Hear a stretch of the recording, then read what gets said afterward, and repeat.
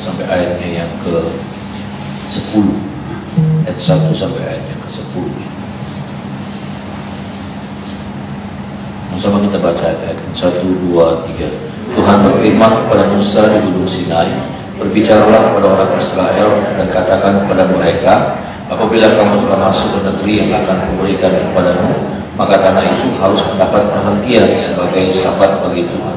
6 tahun lamanya engkau harus menaburi ladangmu, dan 6 tahun lamanya engkau harus merantingi kebun anggurmu dan mengumpulkan hasil tanah itu. Tetapi pada tahun yang ke-7 haruslah ada tanah itu suatu sabat, maka perhatian penuh suatu sabat bagi Tuhan. Ladangmu janganlah kau taburi, dan kebun anggurmu janganlah kau rantingi. Dan apa yang tumbuh sendiri dari penuaianmu itu janganlah kau tuai, dan buah anggur dari pokok anggurmu yang tidak dirantingi janganlah kau petik. Tahun itu harus menjadi tahun perhatian penuh bagi tanah itu. Hasil tanah selama sabat itu haruslah menjadi makanan bagimu, yakni bagimu sendiri, bagi budakmu laki-laki, bagi budakmu perempuan, bagi orang upahan, dan bagi orang asing di antaramu yang semuanya tinggal padamu. Juga bagi ternakmu dan bagi binatang liar yang ada di tanahmu, segala hasil tanah itu menjadi makanan. Selanjutnya engkau harus menghitung 7 tahun sabat, yakni 7 kali 7 tahun, sehingga masa 7 tahun sabat itu sama dengan 49 tahun. Lalu engkau harus memperdengarkan bunyi sangkakala di mana-mana dalam bulan yang ke-7 pada tanggal 10 bulan itu, pada hari raya pendamaian. Kamu mendengarkan bunyi sangkakala itu di mana-mana di seluruh negeri ini. Kamu harus menguduskan tahun yang ke-50 dan maklumkanlah kebebasan di negeri itu bagi segenap penduduknya. Itu harus menjadi tahun Yobel bagimu, dan kamu harus masing-masing pulang ke tanah miliknya pada Tuhan. Amin. Saudara, kita melihat dalam pasal ke-25 Tuhan mengajar kepada bangsa Israel tentang tahun Sabat, ya saudara. Tentang tahun Sabat, dan kemudian ketika mereka melakukan tahun Sabat, maka mereka akan mengalami yang namanya tahun Yobel, saudara. Tahun Yobel, tahun pembebasan.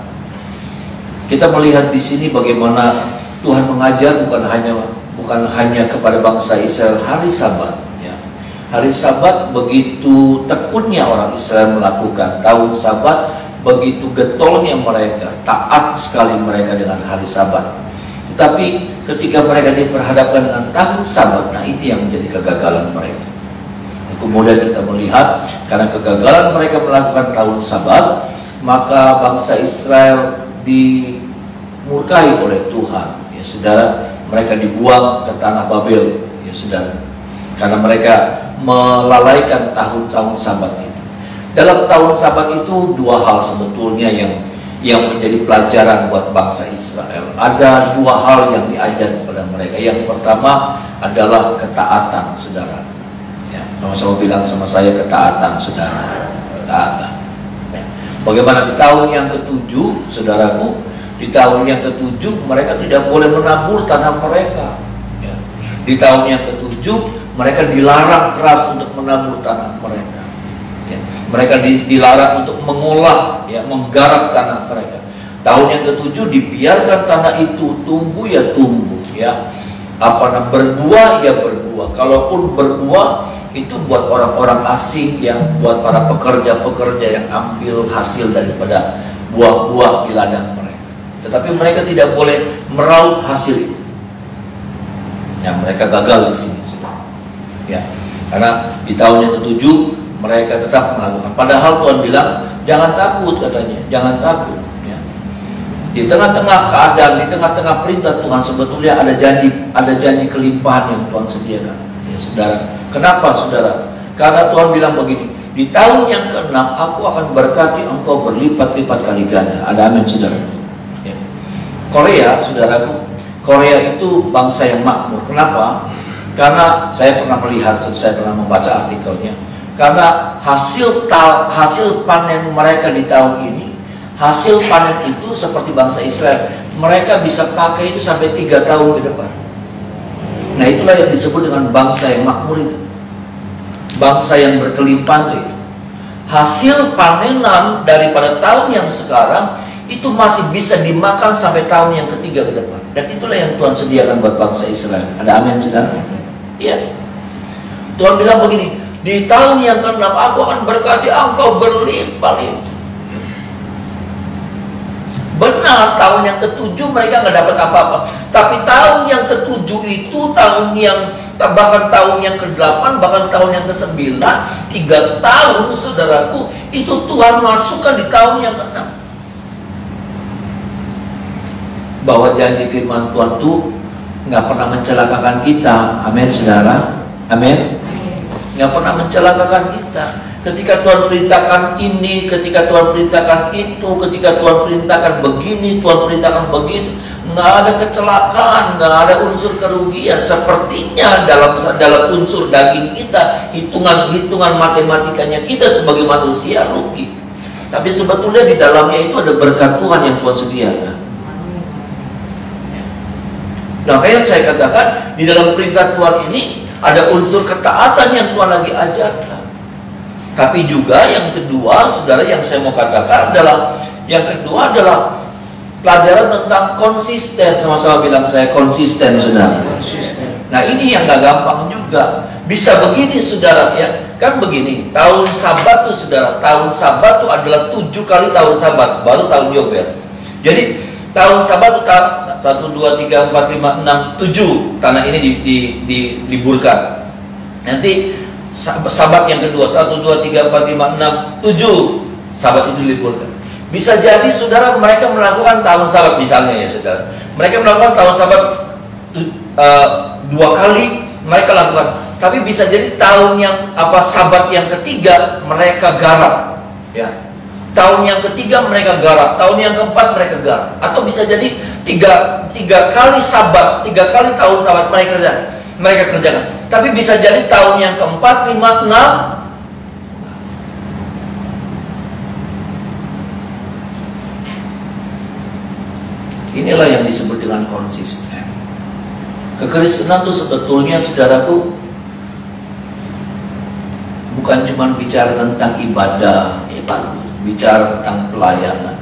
Tapi kekristenan itu yang penting ya saudara, kalau saudara mau mengerti, kalau saudara mau belajar adalah bagaimana kita harus tanamkan yang namanya konsisten itu dalam hidup saudara. Konsisten itu apa sih saudara? Konsisten itu berkelanjutan. Konsisten itu terus menerus.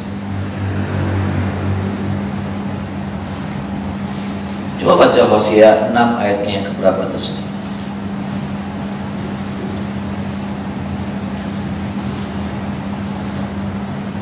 Hosea pasal yang ke-6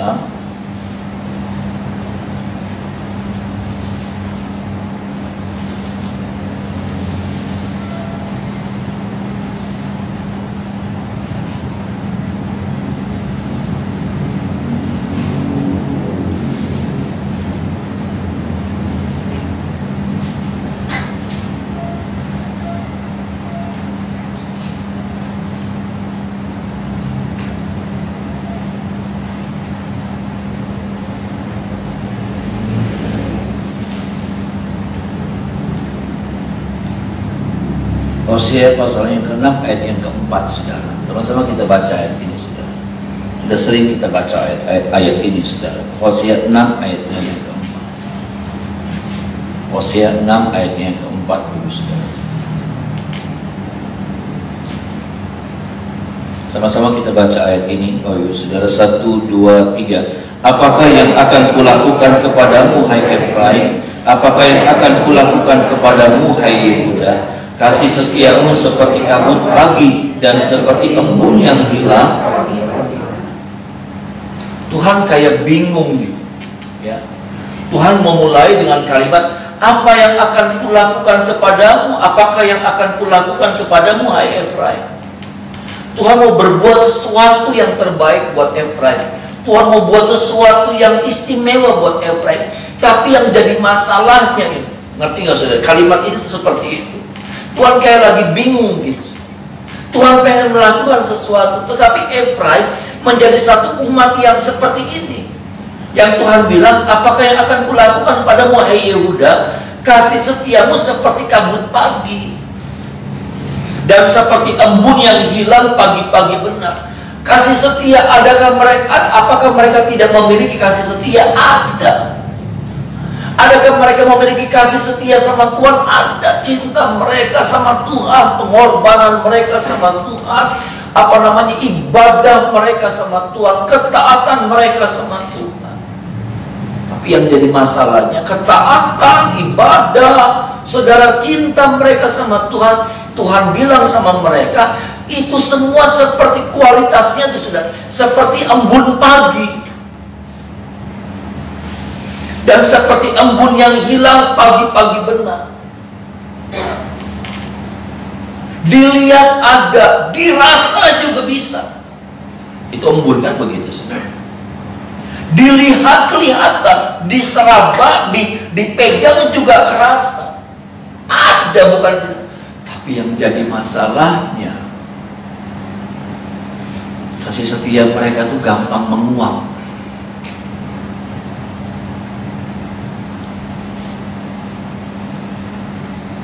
Ini yang sedang saya pertahankan. Dan ini juga yang harus kita pertahankan. Supaya kasih setia kita gak gampang menguap. Ada amin saudara? Gak gampang hilang.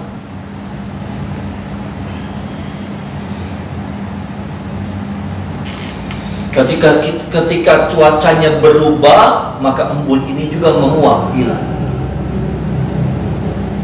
Ketika situasinya berubah, maka embun ini nggak ada lagi. Dilihat nggak ada, dirasa juga udah nggak ada. Saudara, kapan? Ketika keadaannya berubah.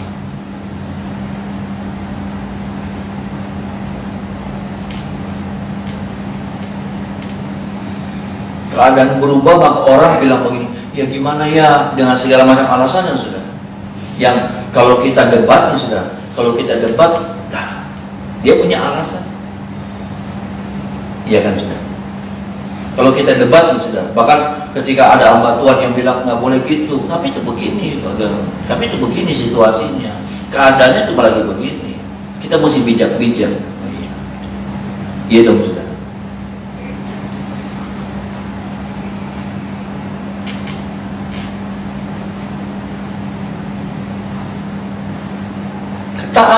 Ketaatan itu ada di tengah-tengah bangsa Israel. Tapi yang jadi masalahnya sekarang, mau berapa lama kasih setia kita itu kelihatan dan dirasa? Mau berapa lama? Mau berapa lama itu kelihatan dan bisa dirasa? Berapa lama itu akan kelihatan dan hadir? Berapa lama?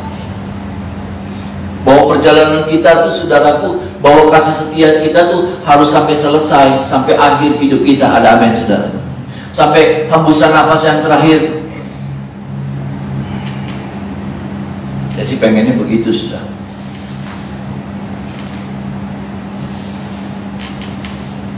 Enggak sesaat gitu. Sesaat itu dalam pengertian bisa 10 tahun, bisa 15 tahun, bisa 20 tahun.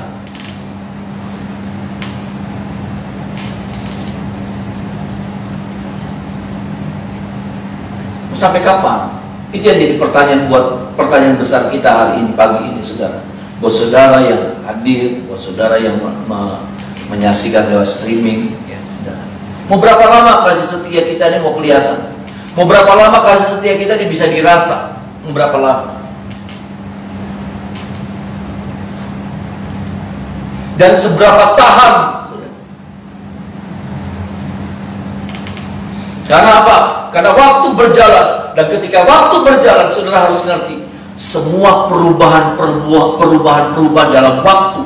Waktu itu berjalan. Di dalam waktu, di dalam perjalanan waktu, di situ ada satu isi yang saudara harus tahu. Ada perubahan yang saudara dan saya akan alami di dalam perjalanan waktu. Naik, turun, kering, basah, berwarna hitam putih, limpah, kekurangan, gembira, nyesek.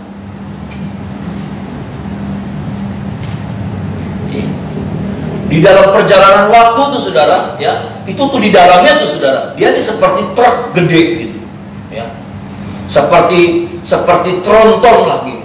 Di dalamnya tuh ada perubahan keadaan. Siapa sangka di tahun ini? Siapa sangka di tahun ini betul-betul dunia di lockdown? Siapa sangka? Nggak berpikir sih. Kita kan mikirnya, oh iya, Ebola di Afrika, betul saudara? Ya, Ebola di Afrika, apalagi flu burung di Cina, di Hong Kong, flu babi, ya saudara. Dan kemudian corona, corona di Wuhan. Siapa sangka virus itu kemudian menyebar di seluruh dunia.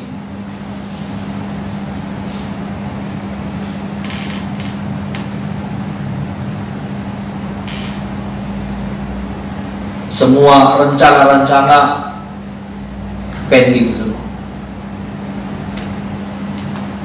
Orang mau kawinan angel sudah banyak. Orang mau kawinan angel, oke lah kalau kawinan angel. Mau lebaran nggak bisa orang waktu yang kemarin. Ya, orang mau lebaran, orang mau mau mudik, mesti umpet-umpetan, bayangin. Ya, mesti mobilnya cari jalan tikus. Di dalam perjalanan waktu, saudara, di dalam perjalanan waktu, di situ ada perubahan. Dia sedang memuat banyak perubahan keadaan yang bisa terjadi. Sehat bisa jadi lemah, ya kan?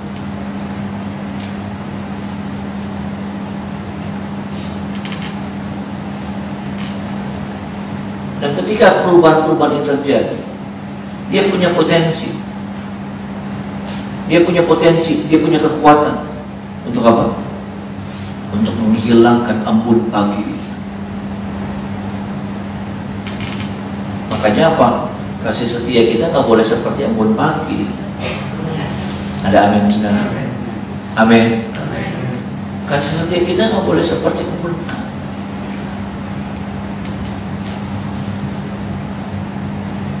Kasih setia kita harus seperti pohon yang berakar kuat. Yang saya pernah sampaikan di mana, di Amerika terjadi tofan, saudara. Ya, ya topan, ya saudara. Puting beliung kayak gitu, saudara, mutar apa itu namanya. Dan itu kalau di Amerika tuh saudara, itu tuh biasa begitu. Waktu saya antar anak saya nikah, kita lagi di hotel, lagi enak-enak, lagi nonton TV, saudara. Tiba-tiba TV-nya, saya kaget, TV-nya not gitu, kayak ada peringatan not gitu. Lalu kemudian di daerah sini ada berpotensi disapu sama topan. Tapi satu saat saya ngelihat di TV, saudara, ya waktu yang peristiwa yang dulu tuh di mana, di kota apa ya saya lupa. Ada satu pohon yang tinggi gede, ya saudara. Ini pohon besar. Dia dihantam sama angin itu. Bah! Betul, saudara, betul. Daunnya gundul, benar. Nggak ada lagi tersisa daun. Banyak ranting besar, ranting kecil, habis semuanya. Tapi yang saya kagum, itu buat saya, itu saya maknai dengan tatapan rohani. Tapi yang saya kagum, batang pohon itu tetap tegak berdiri. Ada amin, saudara. Batang pohon itu tetap tegak berdiri. Keren. Bisa jadi di tengah-tengah perubahan itu ada banyak hal yang hilang dari hidup kita. Daun-daun yang jadi kebanggaan kita rontok. Ada perubahan waktu. Bisa jadi bahkan penopang ya, yang menopang segala daun-daun itu juga bahkan rontok, bahkan putus, patah. Tapi yang saya lihat pohon itu tetap berdiri tegak. Kalau pohon itu tetap berdiri tegak, dia tetap punya kekuatan dan potensi besar untuk menghasilkan daun-daun yang baru. Ada amin, saudara? Amin. Dia masih punya kemampuan, dia masih punya potensi besar untuk memunculkan ranting-ranting baru dan daun-daun baru, dahan-dahan baru. Dia tetap berdiri. Nah, alarmnya kayak gini, saudara. Ya betul, saudara. Yang di Amerika tuh alarmnya kayak gini. Kaget, saudara. Iya. Rupanya Monik itu kasih peringatan sama dia. Betul, saudara, kayak gitu. Kaget, saudara. Ya. Dan bahkan mungkin ketika perubahan itu terjadi nggak ada alarm ini. Kalau ada alarm, kita bisa ngumpet. Di Jepang, kalau ada gempa bumi, potensi mau ada gempa bumi, sudah itu alarm ada di mana-mana. Tsunami, sudah itu semua sudah itu semua. Jadi ketika goncangan ini masih baru pertama, baru itu ya, saudara, itu sudah peringatan dini udah diperdengarkan. Jadi orang sudah langsung mengamankan diri, melindungi diri. Tapi dalam kehidupan seringkali ketika perubahan-perubahan itu terjadi, ada alarm-alarm kayak gitu. Bagus kalau kita ada alarm,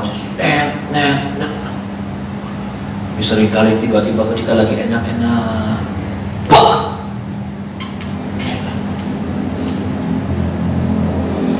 Lagi enjoy, lagi enak-enak, lagi main-main, ya saudara, bah!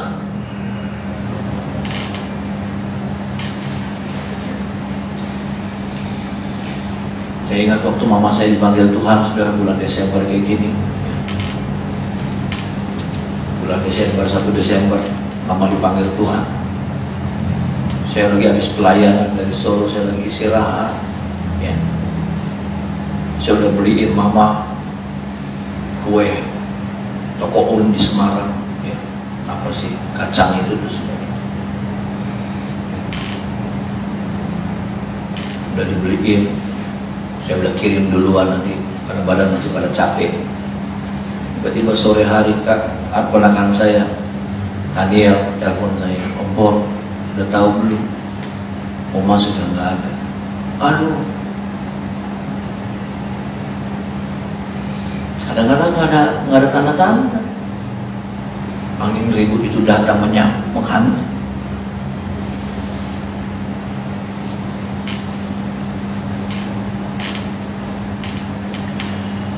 Tapi kalau kita memiliki kasih setia yang kokoh, kita akan tetap berdiri tegak, sudah. Amin. Kita akan tetap berdiri tegak. Dalam kondisi kayak gitu, hati lagi hancur. Tapi saya belajar, sudah. Ya, saya belajar. Tiap pagi saya tetap layani 2 pagi. Saya bisa bilang sama pelayan-pelayan, tolong gantiin saya. Orang juga ngerti. Saya lagi kacau balau, hati lagi berantakan. Tapi satu hari pun saya nggak ada yang saya tinggalin. Enggak, saudara. Kita harus memiliki kasih setia yang seperti itu. Ada amin, saudara? Karena kalau tidak, nanti kita akan dirubah sama waktu. Kelihatan di gereja, nanti tahun depan belum tentu kelihatan. Maaf, saudara. Kalau sudah nggak kelihatan di keduluan, di video, tapi sudah kelihatan di mana, ya nggak apa-apa. Dalam nama Yesus saya katakan nggak apa-apa. Betul. Tapi jangan saudara nggak kelihatan lagi di hadapan Tuhan. Jangan sampai saudara udah nggak kelihatan lagi. Kalau cuma nggak kelihatan di video, nggak apa. Sudah kelihatannya di mana? Oh, ada di sana. Walaupun hati ini agak kecewa, nggak apa-apa. Oh, udah pindah, nggak apa. Yang penting sudah tetap cari Tuhan. Ada amin, sudah. Yang penting iman sudah tetap kokoh di dalam Tuhan. Itu aja. Saya tidak mengajarkan sudah setia sama gereja ini, walaupun itu juga memang juga itu jadi pelajaran buat kita ya. Tapi nggak apa-apa. Kalau sampai sudah bagaimana nggak apa. Jangan sampai engkau nggak kelihatan lagi di mata Tuhan.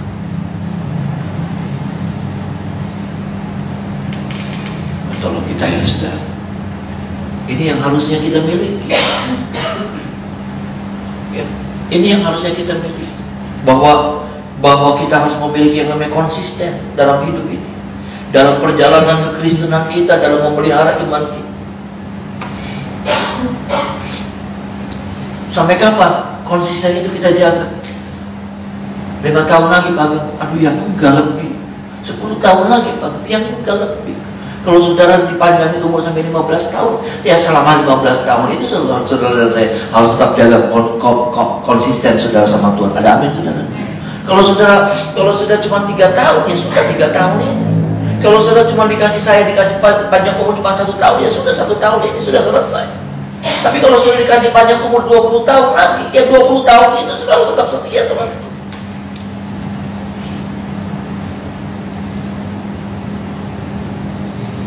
Tolong kita, ya. Dan itu semua nggak bisa kalau dengan kekuatan kita. Itu harus terjadinya. Kita akan ditopang sama firman dan Roh Kudusnya. Ada amin sudah. Makanya betapa penting orang bisa memfirman. Betapa penting orang bisa memfirman. Saya kalau nggak ada doa pagi, saya bilang saudaraku, aduh saya udah belarak. Hidup saya udah belarak kemana-mana. Kalau nggak ada firman kayaknya udah.